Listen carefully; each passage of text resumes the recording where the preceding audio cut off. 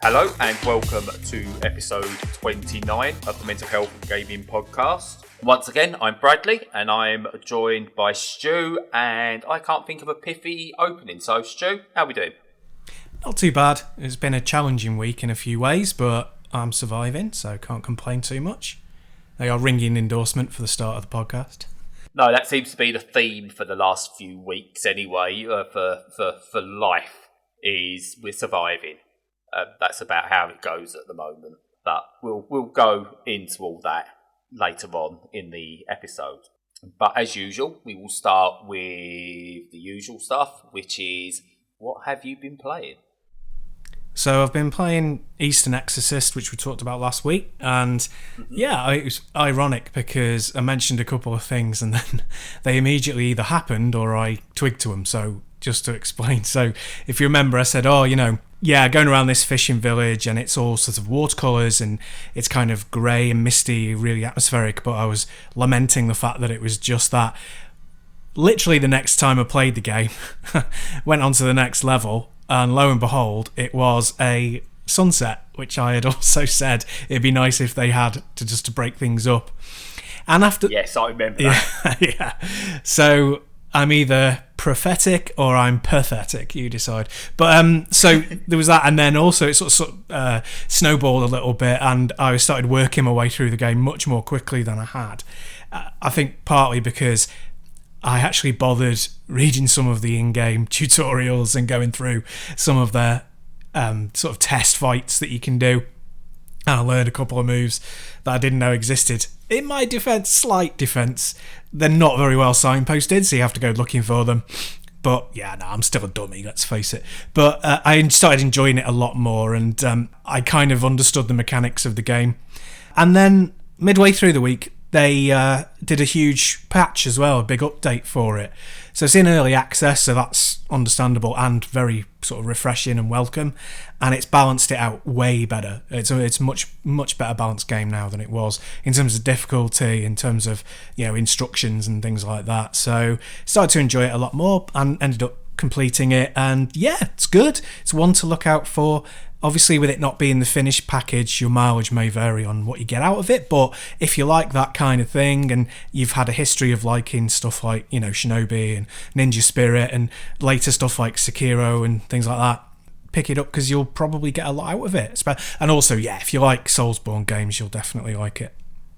So I know it is still early access. We don't know an actual 1.0 release date yet, do we? It's just, as far as we're aware, it's just early access at the moment. Yeah, so I was keeping a close eye on the community sort of tab in Steam, and they're calling the release, they actually released it on Monday, I think, as beta. So it's early access, it's in beta, very much open to feedback. So yeah, especially if you're into giving feedback on stuff, it'd be one to pick up so you can feedback to them on how it plays. So what's your thoughts on early access at the moment? The reason I ask this is I've played more early access style games over the past couple of months than I had in the previous couple of years because of having a PC back. So I've played stuff like Golftopia, Mixolumia, Scar. I've played as well. There'll be a video up for that at some point. And all of them, even though they're early access, they actually feel so playable. They feel almost like if they was to release in that state that they currently are, you might get a few reviews hovering around the 6 to 7s maybe because there are still things wrong with them, but they feel playable, they're feature rich, and they definitely feel like actual games rather than that period we had of early access before where you was given not even a glorified tech demo. And it felt more like someone selling you snake oil, but now it just seems different. What's your thoughts on it at the moment? It's really interesting, yeah. I think they're lucky to have a very kind of open-minded community to pick up what they're putting down and go, oh yeah, there's loads of good stuff in this. I don't mind that it's incomplete because I'll happily feed back on it. And it's weird because like me growing up, there were so many games that you bought that you're like, you had like your mate would go, oh, what's that like then? And you go, oh yeah, it's really good. Oh, there's this bit though when if you press a certain button at a certain stage, you fall through the floor and you're dead. So you have to remember not to do that. And like we've just put, oh yeah, these things happen, they're crap. But what are you going to do? And it wouldn't really harm your overall sort of marking of it.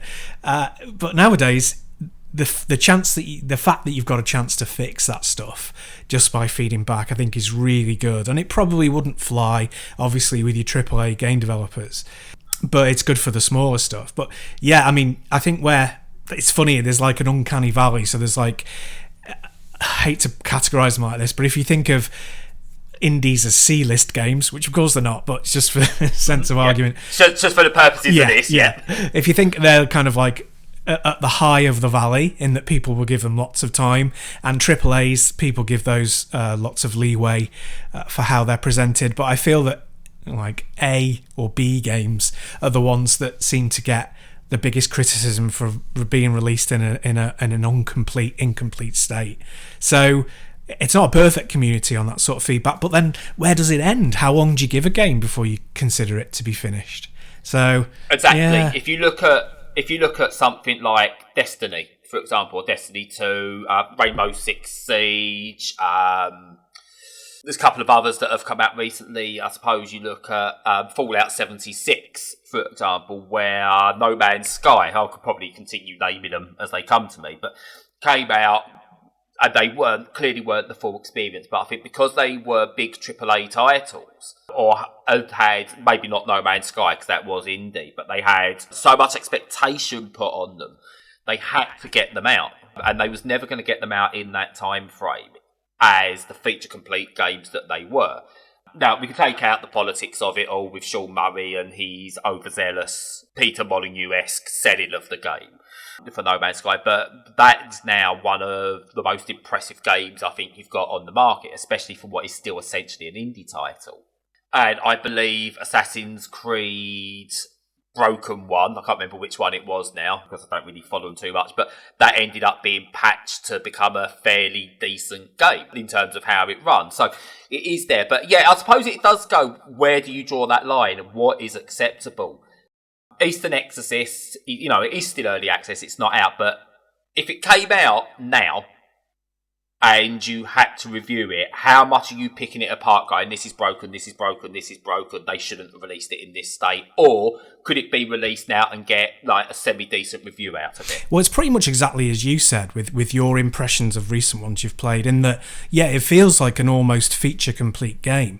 And it's basically, what they're doing is going away and adjusting sliders. So it's not like they're going away and going, oh god, this screen flashes to black when you trip it or anything. It's literally just, oh yeah, that input timing could be tightened up, or the height that this character can jump needs to be tweaked. And it's really only at that level. And I'm actually in the middle of writing my review. It's pretty much done.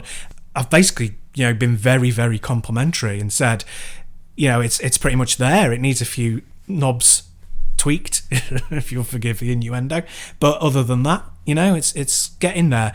There's a big caveat though, in that it's quite big. I mean, it took me about 6 hours, which for this style of game, is reasonable, but there's an advert at the end of it, a little CGI, like CG trailer for the full release, and it features levels that I haven't seen and also a new playable character. Oh, right. So there's the big caveat of, if you're going into it expecting it to be a big game or the size that it will be eventually, then that's not right.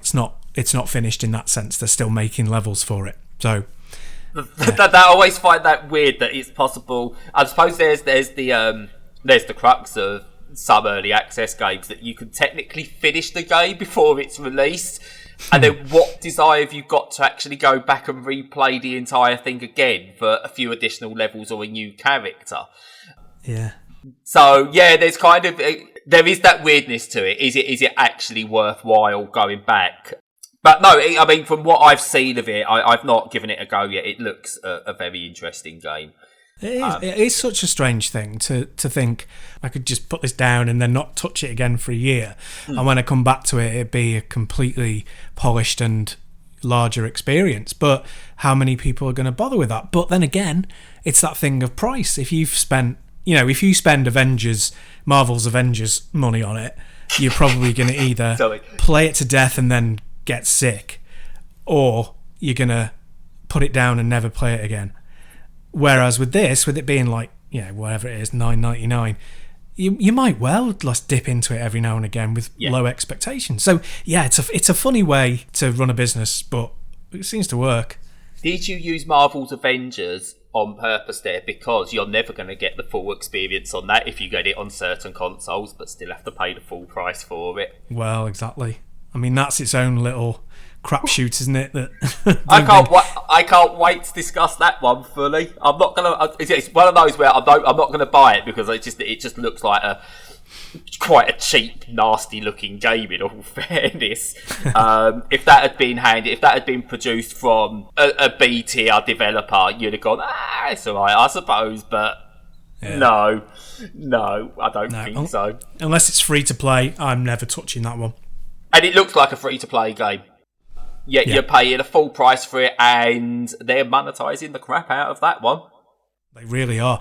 What is funny with these games is when they make that decision, because I would have thought that Anthem would have gone free to play ages ago, so that they could pull some cash back.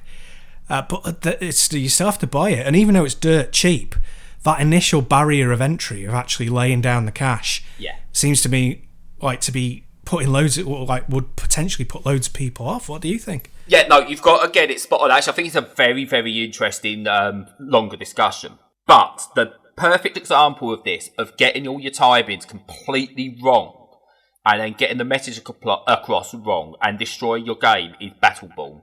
I am one of the few who picked up Battleborn over Overwatch initially. And I really, really, really enjoyed Battleborn. But the marketing behind it, the mixed messages behind it, the fact everyone thought it was going to be that case of, oh look, 2 games are coming out and they're pretty much the same, did not help it, because Battleborn is nothing like Overwatch. Then it got discounted heavily to try and sort of like recoup some of the sales, try and get people in. It is at that exact point when they discounted it heavily, they should have gone, right, free to play. Free to play, you can buy your skins. So we'll put the Overwatch model of loot boxes, but it's a free-to-play game. If you've bought the game, here is an absolute crap ton of stuff you can have for supporting us when you had to buy the game. But that's what it should have done. But they kind of staggered it. Word of mouth went round saying, it's not that good. People weren't willing to put even a £5 or £10 into trying it because they had Overwatch and they thought it was Overwatch Lite, and that caused it to fail miserably. Now, I saw some arguments at the time that said it's because it's Overwatch Lite, and that's why people weren't bothered. But then, if you look at what high-res studios do, and they take popular games of the time and remake them, and I'm trying to think because I can't remember what the game was, the actual name of the game that was a bit like Overwatch that they made. Paladins, they released that free-to-play, a complete rip-off of Overwatch, and that earned them a ton of money. Smite, which ripped off other games, ton of money. So I think like the developers of Battleborn, it was 2K behind it, made a mistake with the marketing. What they could have done with that is gone, hey, look, it's set in the Borderlands world.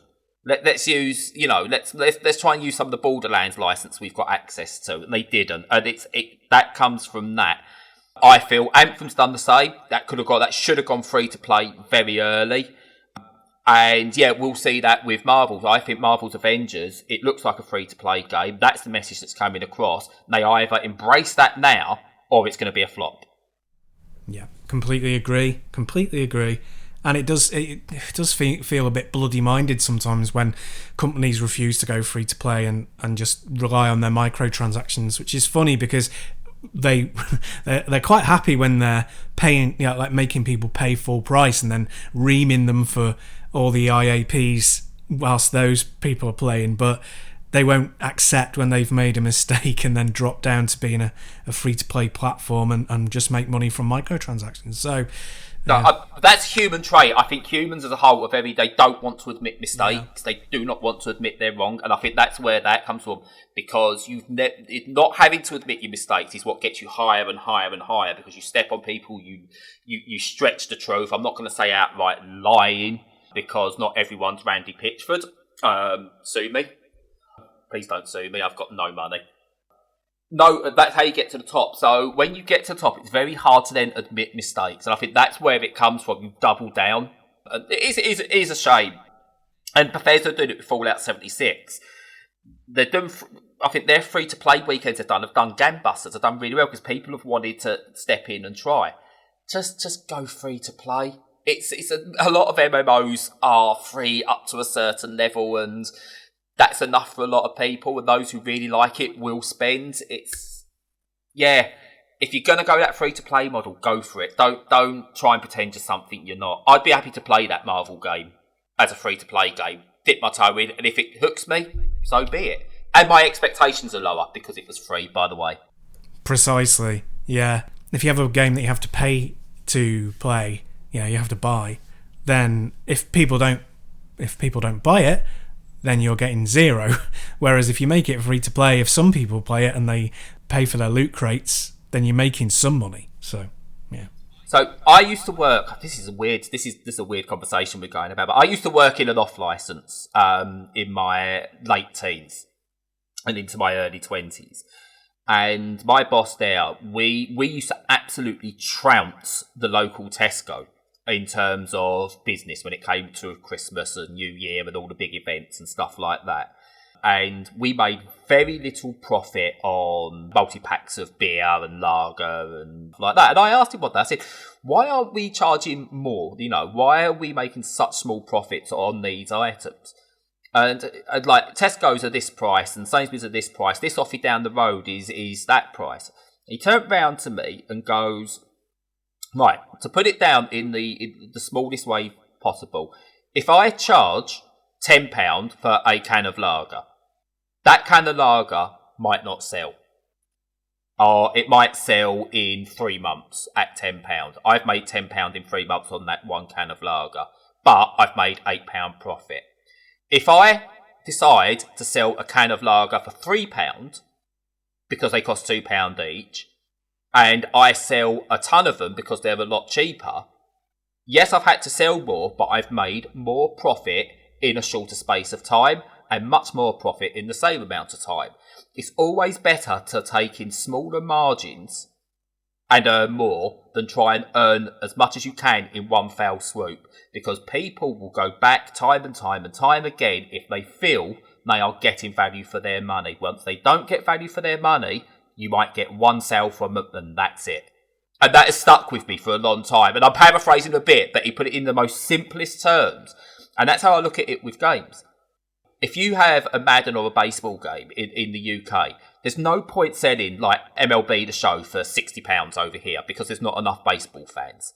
So if there's like a couple of thousand baseball fans who will go out and pay £60 for MLB The Show, great, you've got those. But what about those who aren't sure about it? They don't know the ins and outs of baseball and they want to give it a go. Why not in the UK or territories where you're maybe not going to get those sales? Sell that dirt cheap. Sell that for 20 quid. See how many sales you get. Then, if you're getting the sales, gradually raise the price because you've got your fans then. I know that's a cynical business ploy to a degree, but you need to hook people. I'm not spending out 60 quid on a sport game, for example, that I have no idea about the sport. I'm not a big fan of the sport. So they've lost that sale. Whereas at 20 quid, I'm going, do you know what? Yeah, I'm willing to give that a go. But again, it's quoting Jim Sterling a bit. These corporations, they don't just want some money. They want all the money, and that therein lies the problem. Yeah, absolutely. Yep. And there's today's economics class 101. Yeah. So that aside, what are you playing? So talking of economics 101, I'm playing a game that I wouldn't probably have been able to play had it not been on Xbox Games Pass. And I am playing Microsoft Flight Simulator. And oh boy, is that a good game?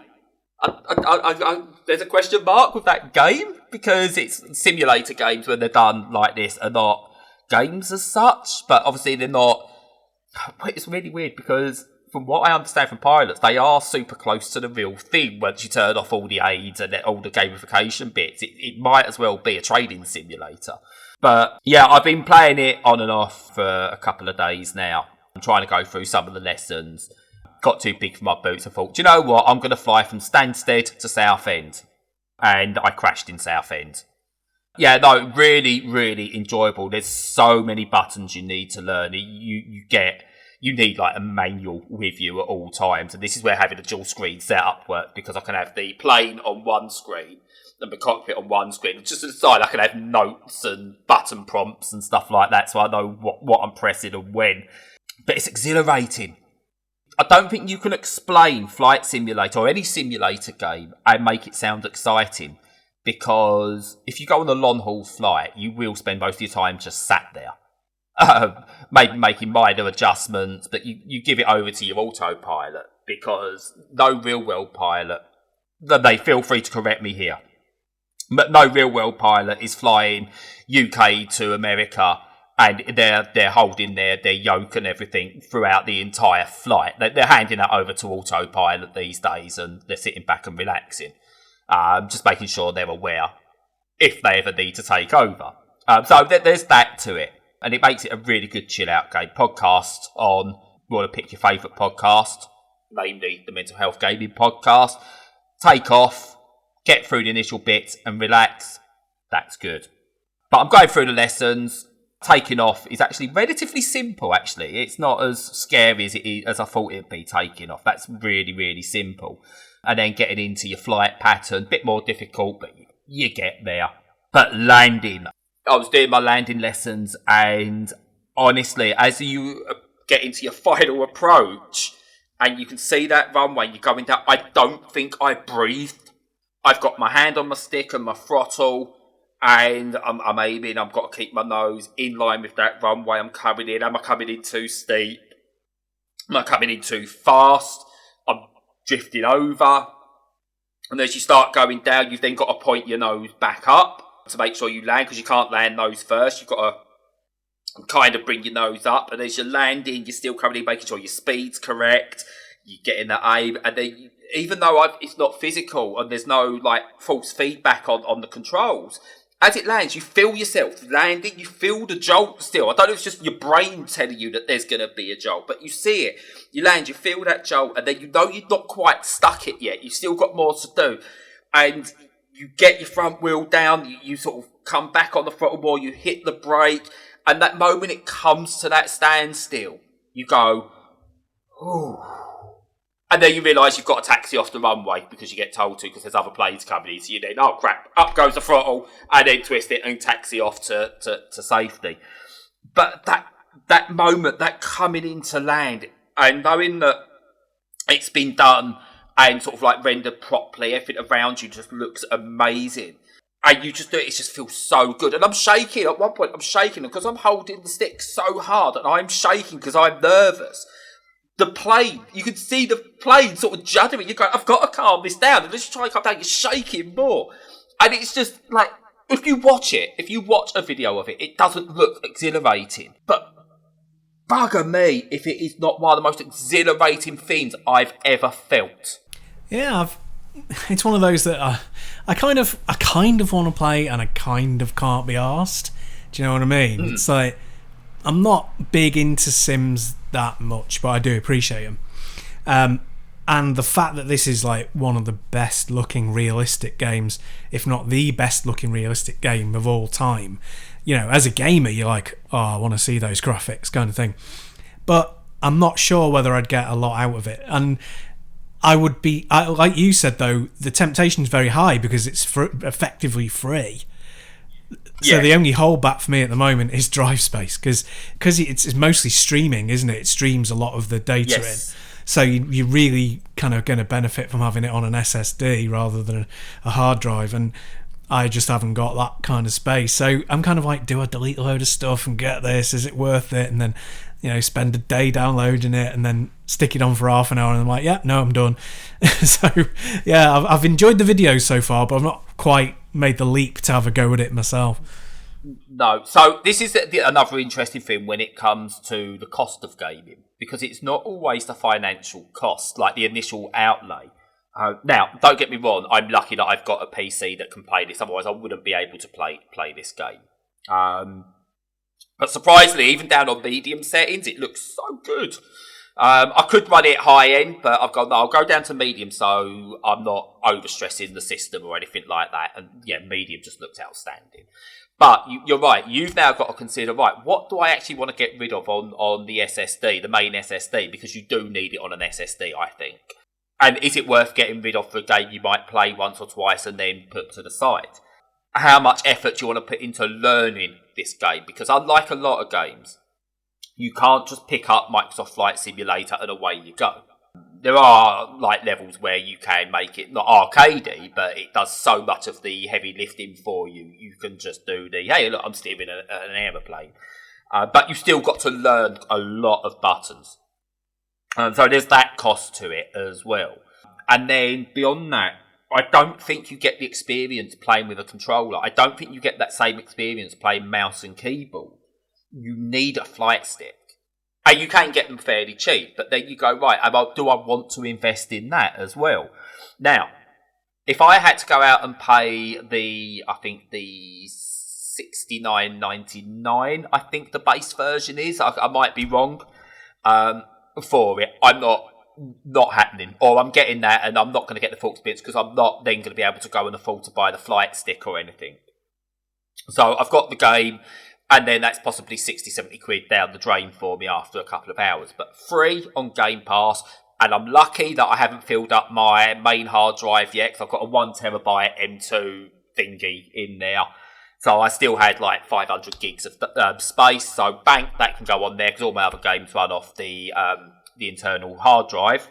But yeah, you've got to consider what's the investment like for you in terms of not just money, but resources. Definitely, yeah. Yeah. But the experience, I will say, and I'm not trying to sell it to you because it isn't for everyone, just landing an aeroplane is the most amazing experience I've had this year, I think. Yeah, but yeah, I know, I agree, but like you said, no flight stick, so yeah, my experience would probably be devalued a bit compared to yours. Yeah. Which, brings me on to another point. How big of a missed opportunity was it for Microsoft, who to not have released a bundle where you can buy a HOTAS, flight stick with the game? Because to me, I would have imagined that would sell like hotcakes. Because then people who were in the position of, I fancy giving it a try, I may well, play Elite Dangerous then with this, or, parts of No Man's Sky or whatever, how many sales are they losing from not having that bundled opportunity?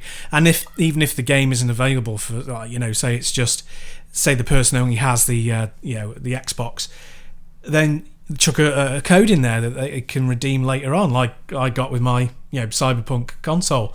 Yeah. And it just seems like a massively wasted opportunity, because people are going to convince, if they see that product available, they're going to convince themselves that they need it. And having something physical and tangible like that when your product doesn't have a tangible version is often a really good idea. So it's a tough one, because I think the initial release of this isn't aimed at you and me. The initial release on something like Flight Simulator is aimed at those of us who already have the setups. They've been playing Flight Sim X before that. They've played the previous ones. They're into this. Their ideal guy is the guy who's got a replica cockpit set up in his garage. Because boy, I would do that if I could. By the way, I'd have a replica of any kind of sim thing if I had room for it. But anyway, that's who it's aimed at. It's not aimed at the casual market yet. Now, it's on Game Pass because that's their promise. Any game published by Microsoft will be on Game Pass, and that is the only reason it's on Game Pass. They're sticking to their promise here. Now, I actually think when the Series X releases, or this version, Flight Simulator releases on the Xbox Series X, I actually think then we'll start to see maybe some Xbox branded flight sticks or like proper instruments sold with codes and bundled in that way. Because I think it's a lot easier to brand to the casual market of this via Xbox than it is via PC, because your PC crowd who are into this already have it. And because the game, they can try it for free, or for as little as £1 if they're not already on like Xbox Game Pass PC or Xbox Ultimate. They can try it without spending out extra money, and there's that side of it that they've got. So I don't think it's a missed opportunity in respect of they have to go out and provide hardware or bundles for them, because it's not needed yet. That will happen on the Series X release, I reckon. Yeah. And then if they don't, that will be the missed opportunity. Yes, no, that's a really good point. Yeah, absolutely agree. I think, like you say, it's easier to brand it against that market, and I think, yeah, if they don't do it, they'll be leaving so much cash on the table. I think it'd be one of those things like, not to the same degree, obviously, but like the Wii Fit, where it was kind of a peripheral that had a huge impact in the market, you know, and by their very nature, they always tail off really fast. But the people who put them out there make an absolute ton of cash in the short term at very little expense to them. So yeah, they've got to do it, basically. Yeah. Just on one other side of things, just before we move on to other chat, it is probably the very first time I played a game where I can go, oh my god, I can see my house from here.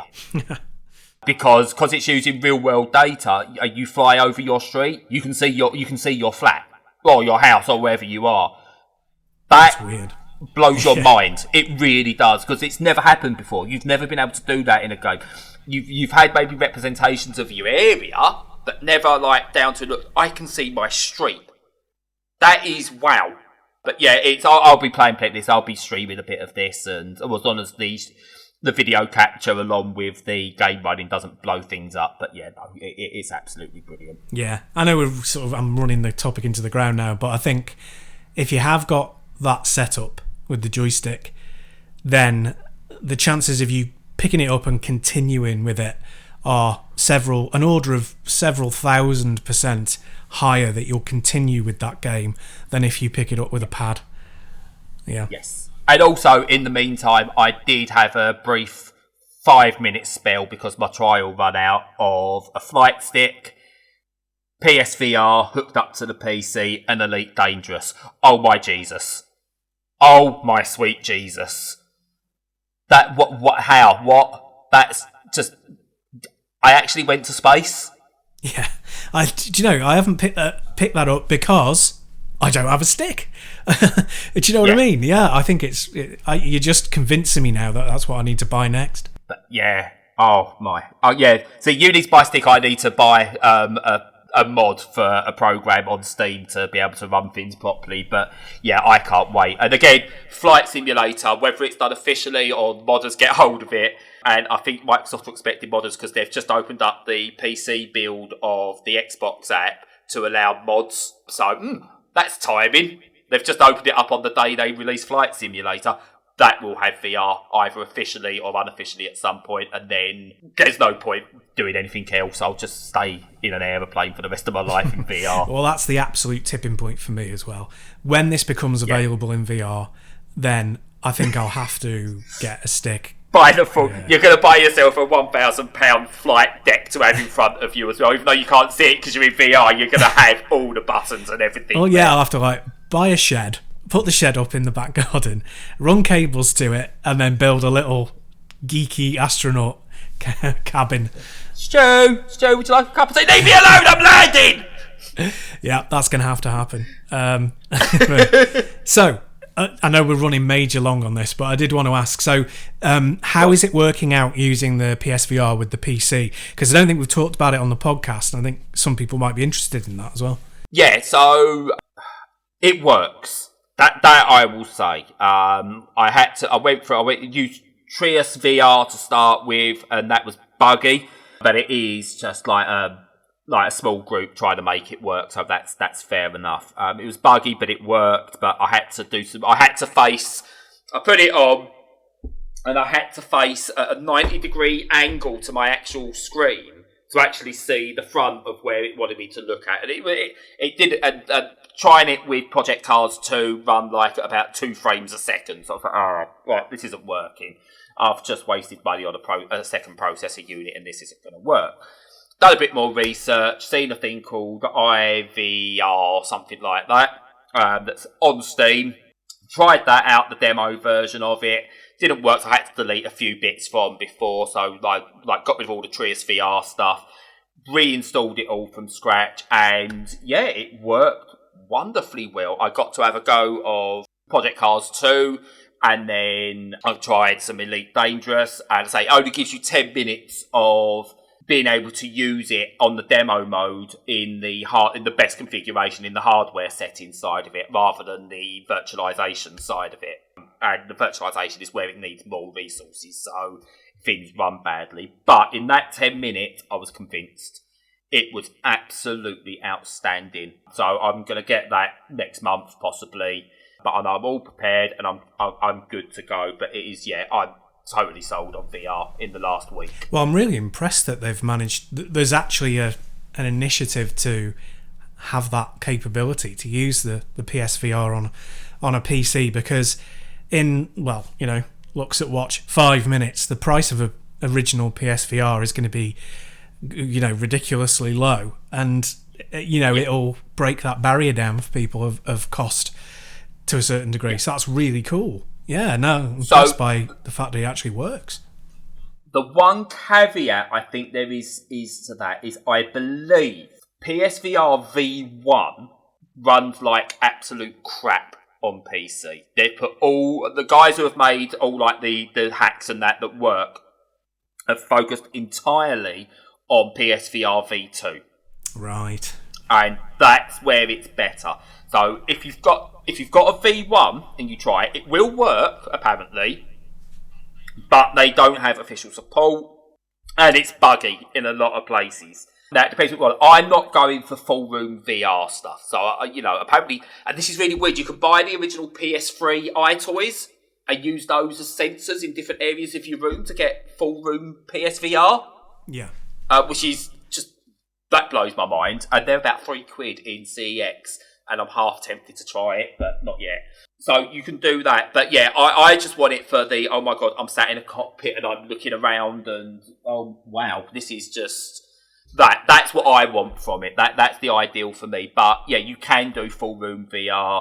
I've not tried that. So again, results might vary with what you want from VR. But for what I want it for, which is glorified head tracking, it's beautiful. Cool. Well, it's disappointing that it only works with V2 properly, because I'm fairly convinced that's the smaller part of the market. But yeah, no, I mean, I might be talking crap, but just that's what I was getting from forums. So yeah, no, that would make sense. Yeah. If you've got a V1, try it. It's not going to cost you any extra to try it. It's just the awkwardness of unplugging your processor unit and everything and plugging it in to your PC. So give it a go. The software to try it is free. It's only if you want to go for it long term you then need to pay out. I might have a go just out of curiosity. Yeah. And I think that without turning into like a PC shield now, I've had a PC for a few weeks. That's the beauty of gaming on a PC. That whatever you think, can I do this? The answer is generally, well, yeah. There might be a few bits you need to jump through to it, but you can do it. Because apparently you can use PSVR with a version 2 Kinect system to get some depth tracking and stuff, so you can bring PlayStation and Xbox together in a way the corporations never could. But I did have other games. I'm not going to chat about the other games this week, so I'm going to give those some more time. I am just going to shout out to Dave Makes Games and Mixolumia, a mix of Tetris and Lumines. Try it on Itch.io. It is wonderful. It's the next big game, puzzle game. I'm going to put my hat on that one, in the ring, whatever the thing is for that. That's going to be the next big puzzle game. It is outstanding. Well, when I was watching you play it on Twitch, just to give you a little bit of a bumper, I said, well, I'm not going to play that until he gets controller support, because it hasn't got that yet. But I hope he puts that in soon if it's not there already. Again, you could probably do it if you understand the third-party bits of software that allow you to map keyboard controls to controllers and stuff that. Yeah. So, I mean, yeah. But I'd rather do it as it's meant to be done. And just on the other side of it, actually, so I went to check to see if there was an update. Did you know that itch.io now has a launcher that you can install on your desktop? I did not. No, that's really good. They've now got a launcher and it will keep games up to date. Absolutely brilliant. And so I've got that set up. It doesn't recognise all the games you've downloaded initially, but put them into your DRM free folder, so you know what's what. So you do need to go in and re-download them all. Or you can possibly rename all the folder. I don't know. But yeah, it's got its own launcher now for downloading, installing and managing. That's brilliant. Nice. Well done, itch.io. Very impressive. So, moving on, because we've spent an extortionate amount of time on not very many games. I want to talk about, and this is coincidental, I suppose, that it's coming for you as well, when you're going to have more first-hand experience of this. The movement or the application of going for a job today. And this comes off the back of my now needing to look for work and my lack of experience in that field. You've obviously moving into a new career direction as well. And also recent updates and U-turns around how grades have been given out this year and how this can all link to, I think, a better future. But what I will do, I'm going to hand over to you first, Stu, because about what process you are having to go through at the moment in applying for jobs. Yeah, I mean, it always varies so much, I've found over the years. And that in itself is a challenge, because when you're going for a job, you never know what process you're going to have to go through. So in the past, I've had one where I applied, it was directly with the company, and I ended up having 3 interviews, which was just crazy. It was for a job that I was kind of overqualified for anyway, and yet they were treating me as though I was a junior, you know, and I kind of ended up thinking, well, even if they offered me this, I wouldn't take it. It was a very off-putting experience. It was intimidating and I didn't like it at all. And the company itself didn't seem very good. So I was a bit crazy. So I've applied for a job on Monday. I got a call back. It was via an agency. I got a call back within a couple of hours, I think it was. And they talked through bits of my CV and they were very good. You know, I mean, that's the thing. Agencies have a positive and a negative side to applications, just like any way that you approach new work.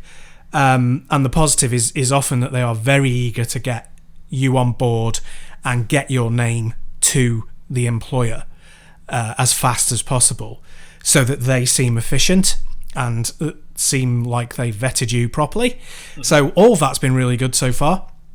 What the negatives are of that I've found in the past, I can't speak to this experience yet because it's only been a couple of days, but in the past I've had experiences with, once they've given the responsibility over to the employer will then review, and if they're not super keen or not interested at all, then your chances of hearing back from them are very, very slim. And you very often have to chase, in my experience, chase the agency for the feedback, and which is very often, you know, they'll often put you off and go, oh no, I'm still waiting to hear, and then like eventually when you pin them down, they'll go, oh no, you weren't successful this time. So you can go through days and days of stress with that after an initial very positive thing. And the ones where you apply directly, you can often just never even hear back whether you know, if you don't get an interview, you often don't get even an email saying sorry, you weren't successful this time. There are good experiences out there. I think that the number of positive experiences when applying for a job are diminishingly small nowadays, yes, just because of the way it is. But yeah, no, I'd be interested to hear about your take on it as well. So, few things happened to me recently that obviously we've covered on here, but obviously I was a graphic designer and I was freelancing as best I could, getting bugger all in, but we all know that. Then, before getting onto Universal Credit, I tried for some jobs in supermarkets because I'd rather be working. So I tried for jobs in supermarkets because they was calling out. And I failed to get a single job. Now that destroyed me. That absolutely destroyed me, thinking I'm not good enough to get a job in a supermarket.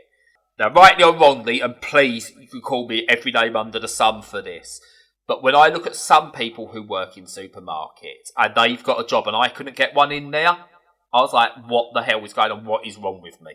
I don't mean that. It sounds horrible, and I don't mean it that way because that's me judging someone.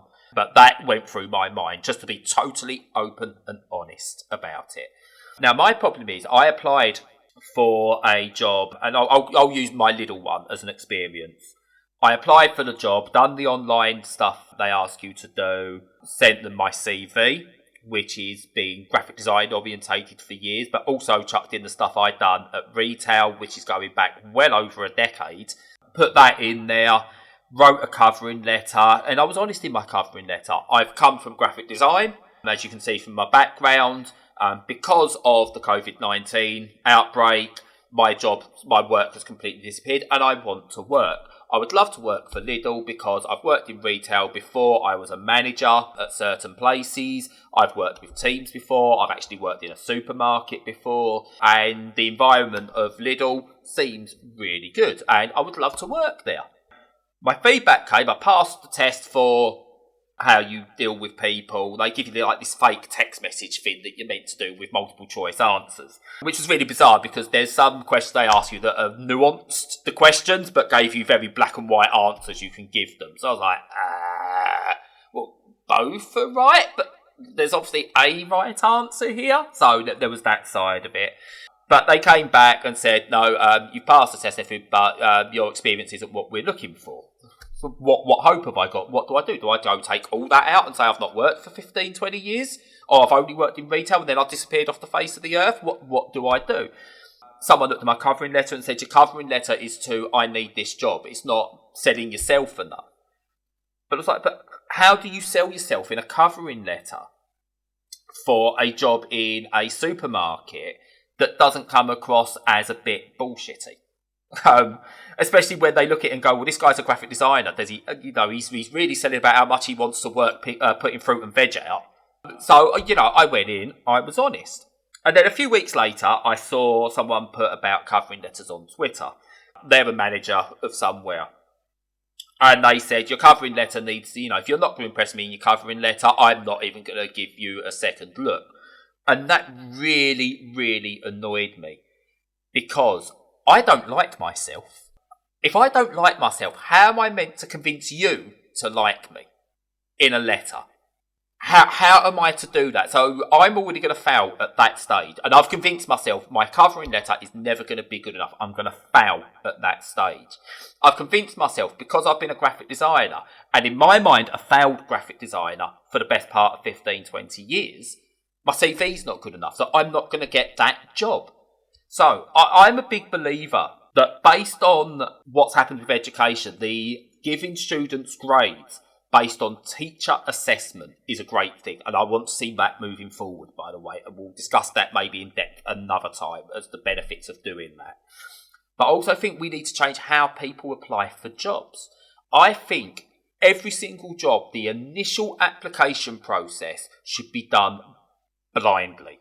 You put it out there. Do you want to apply for this job? Yes. Right.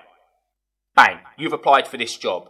Next stage, basic comprehension test. So, if you're applying for a job as an accountant, you get a basic numbers comprehension test. Basic, maybe not basic, but here, look, this is what you're dealing with. We need you to get through this in this time frame to show that you've got the abilities to do that. You get through that, then you start to go and narrow it down further and further. And I know there'll be people that have got arguments against this, and I can hear the arguments in my head already. But you start off with this wide-ranging process, you narrow it down by ability, okay, and you can give it so like people can still learn on the job, so you haven't got to make it that you've got to know this inside out. You allow people who might be looking for a change of career, who have studied at home, they've learned at home, who have got all the skills, but haven't got the experience, can then apply for that same job. They're narrowed down into that, blah, blah, blah, loads of different things, all the way to the point where you get down to your final few and you choose the one who you think, after meeting them, is best for that job. But you're giving everyone the chance to apply. You're not kicking out 70% of people or putting off 70% of people before that application process has even begun. Now, it doesn't work for everything, don't get me wrong. And different things need different things. So, one of our writers, I won't mention his name, but he'll know who he is, wants to get into graphic design, which is fine. But he's spent his life, he's an artist. So he hasn't got a portfolio designed for graphic design, but his artwork is fantastic. And he's struggling with how does he apply for a graphic design job? What does he have to do? Now, in my eyes, his art should be enough.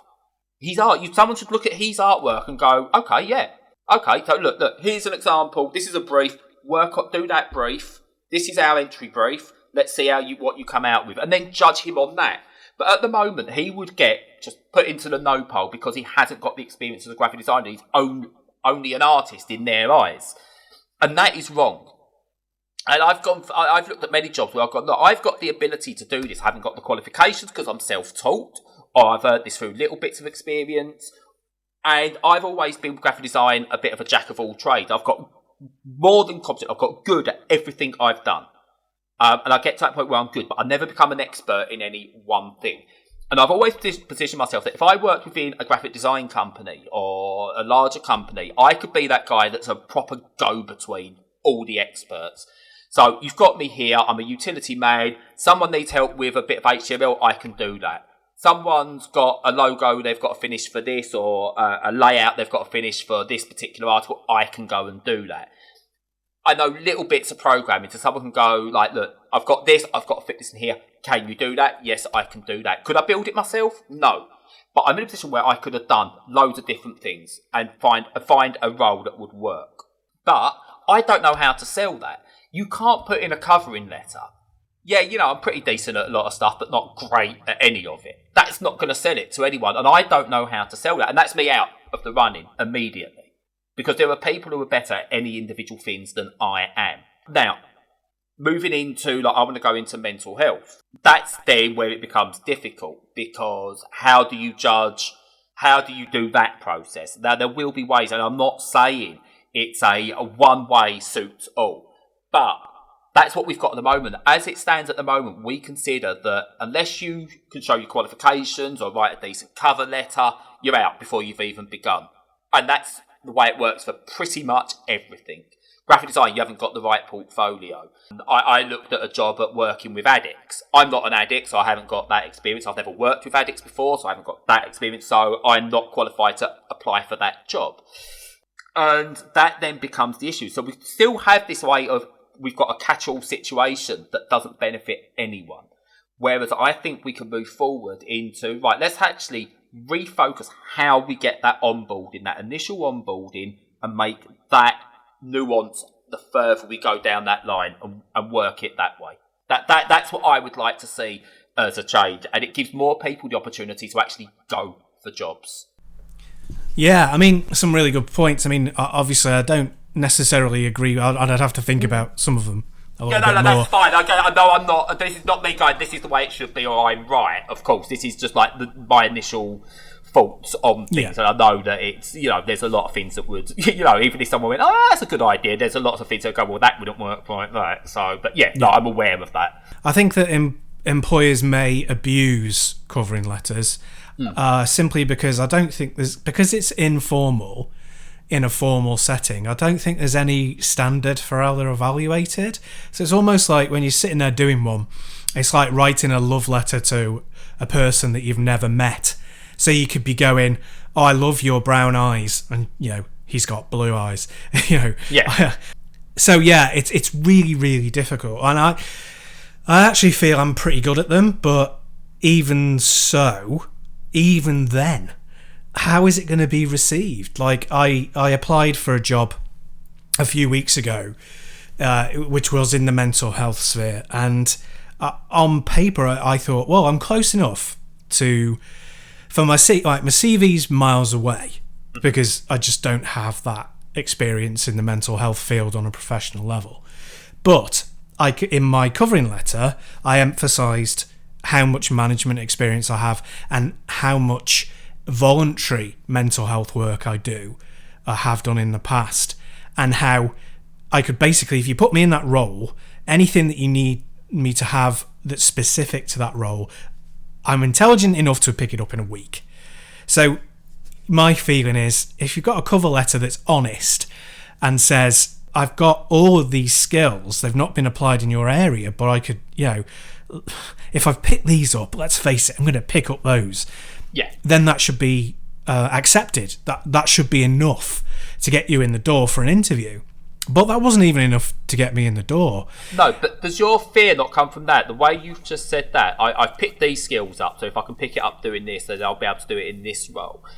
My fault, if I'm writing that, and you're perfectly right with how you've put that, is that sounds like I'm belittling what their role is. So that I would then be going, right, I need to word that differently, and then it comes across as less sincere. Does that make sense? Or it makes sense. The way my ego works, I wouldn't think like that. I would think no. But you see, I didn't say like, oh no, I'm amazing, I can pick anything up. Yeah. You know, it was pure fact. It was like, you know, this skill applies because I deal with these people and I make sure that they succeed, and I'm a mentor and I've done this, and this is the literal outcome of what that was. So it's all like facts. It wasn't like just a blanket statement. It was like, you know, I could do this. So basically what it tells me about that application was they didn't read it. Yeah. What they did was they did a keyword checker on my CV. None of their keywords came up on my CV, and therefore that was it. Yeah. And I think that's what happens, and I don't think that very many cover letters are actually read at all, to be honest. No, I reckon they are after the initial CV thing has gone through. Yeah. Yeah.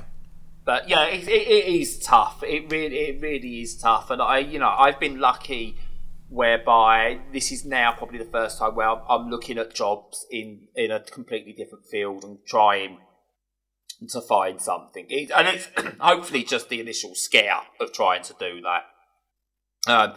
But yeah, there's just still something about the whole process as it stands. It doesn't work at the moment. Well, I mean, one thing I wanted to say was that yes, it is far too based on CVs. I completely agree with you.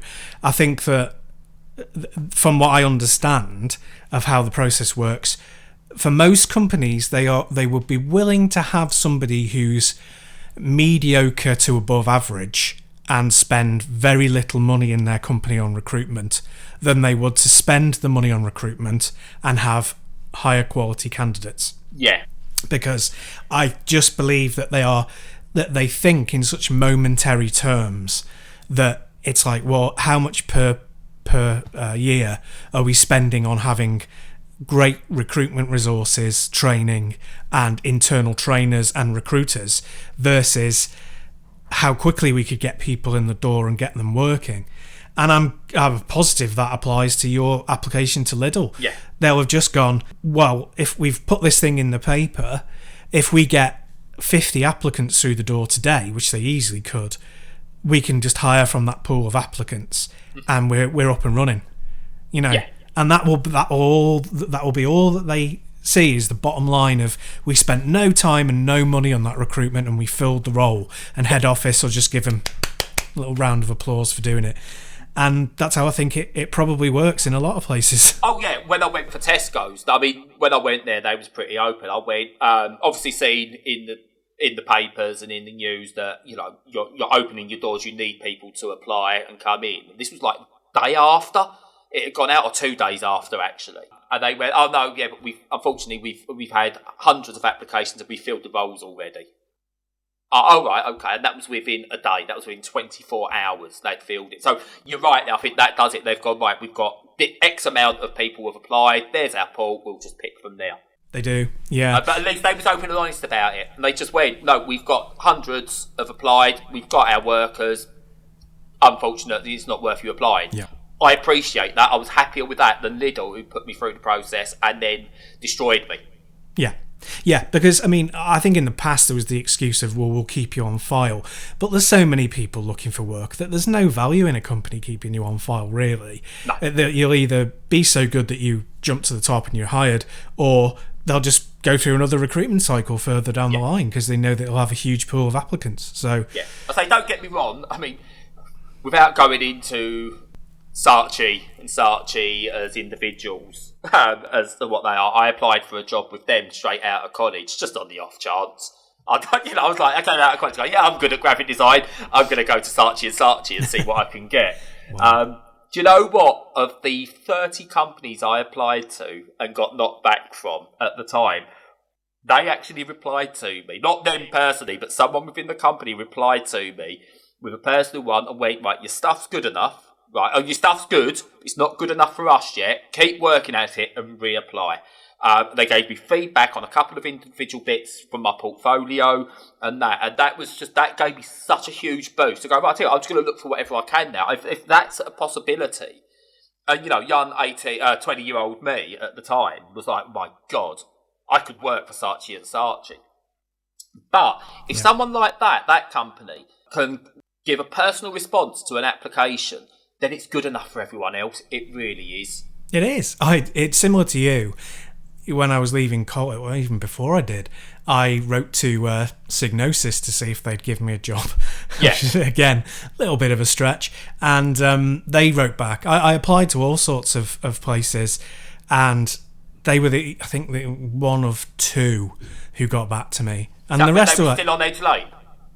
Yeah, they were. I think. Yeah. They're still Liverpool based. So yeah, you were kind of. Out of all of these tin pot little places who didn't mean nothing, the big company was the one who actually were professional enough to reply. But I mean, before I go too far down the road of criticising businesses, I've been on the opposite side of doing recruitment, and you do also get a load of chances who just fluff up their CV and expect to get in the door.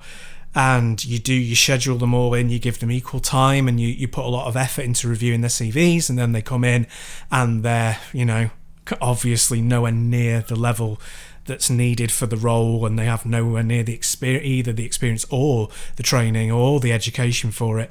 Yeah. So I do understand, from a recruiter perspective. Yeah. But that's why I think the capability test, I don't want to say capability test, because I'm next week going to be arguing about why we should do away with standardised tests. But for want of a better word, or for what it is, a capability test before you send in your CV should be front and centre based on the job you're going for. I said, if you're going for an accountancy and you can't do, what's 20% of this figure, then that should be enough to go, look, unfortunately, we don't think this is the job for you. Yeah. Because of what's needed. It's maybe mental health. It could be a case of someone's walked in, they're threatening to kill themselves if you don't give them the advice they do. What do you do? Do you A, send them on their way? B, do you try and sit them down and have a chat with them? See, call a responsible other or something like that. And to understand also, if you've got someone who's going, get rid of them, I don't care if they kill themselves, you're probably not right for that job. So we can go, the capability test is you're off and out your way. But if people are showing in that entry exam, if you will, that they can show empathy, that gets them through to the next stage of, right, what is on your CV? What is this? Then we can see what experience have you got, what is it said in your cover letter. But that has got to be the case first, because you will have someone who could be absolutely perfect for your job.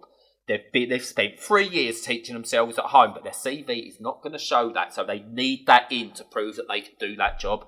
And I think that's the major change you need to make, is how you onboard that initial selection. Yeah, I think the idea of a basic competency test in a specific role is a good formative idea. Yeah. Funnily enough, years and years ago, a friend of mine was getting involved with a designer, like a UX and UI designer, who had the idea to create a standardised application system that recruiters and agencies could buy, and then obviously they paid for the product, and you as an individual would buy a piece of software that you basically just stuck all your data, your important details in, and you could pay for extra modules so that you didn't have to keep tweaking it and apply for different jobs, and it'd be more like a stickle bricks or Lego kind of thing where it would plug in really quickly. And part of the idea from that was also that you could instantly ask the right questions and give, have basic competency based around it. Yeah. And it is kind of amazing that people haven't adopted a standard like that. But then again, you're coming into a crunch then with standardized testing, like you said, of it should be more tailored.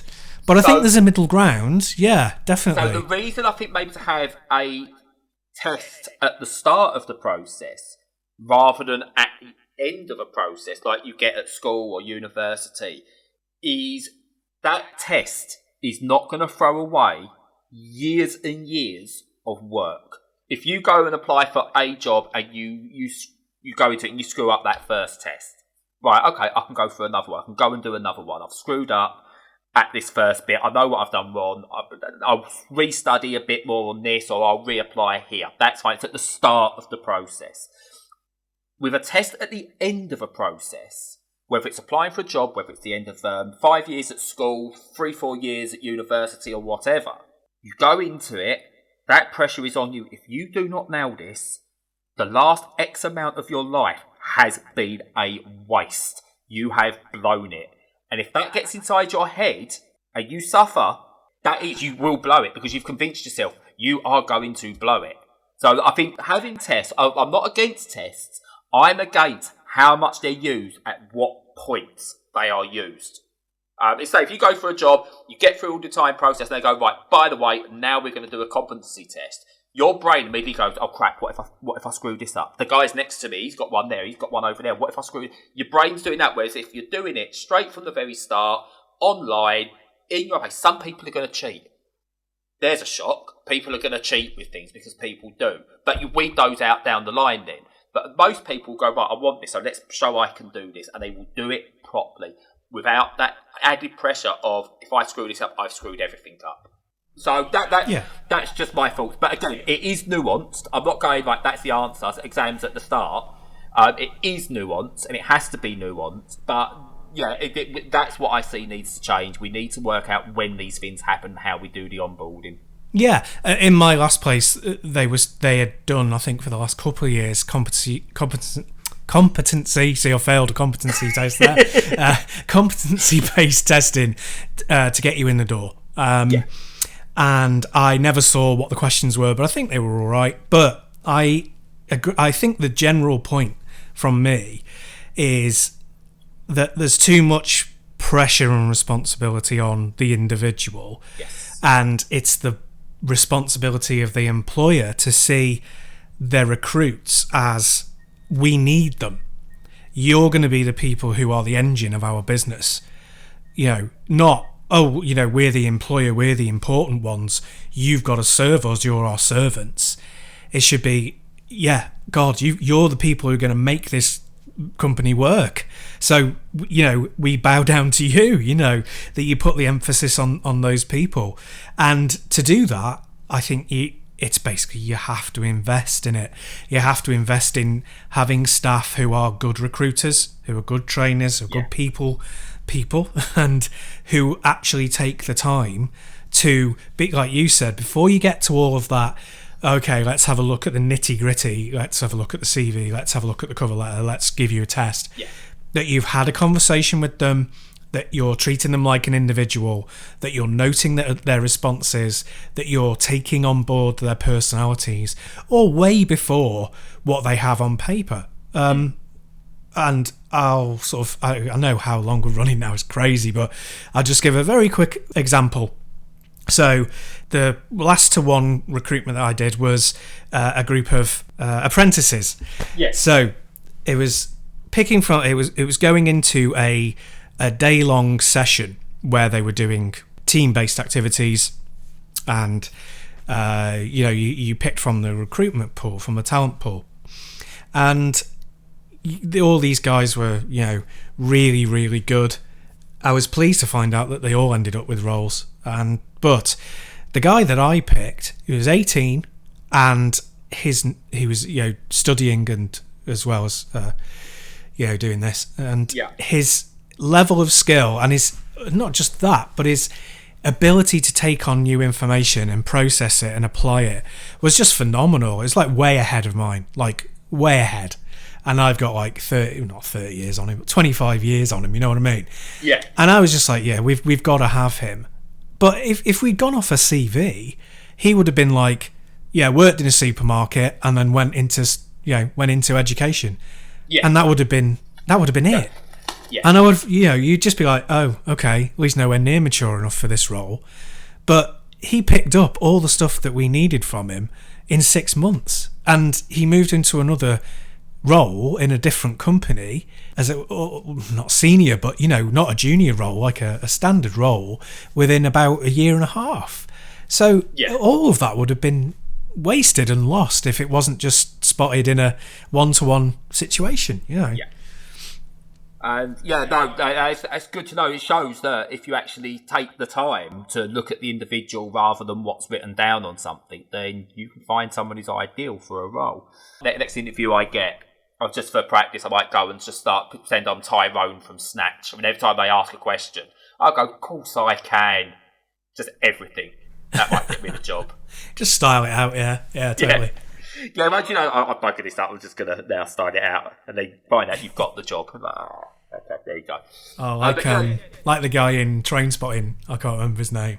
When he takes the speed before the interview, it's like the perfect thing to do if you want to look like you're trying, but you actually don't want the job.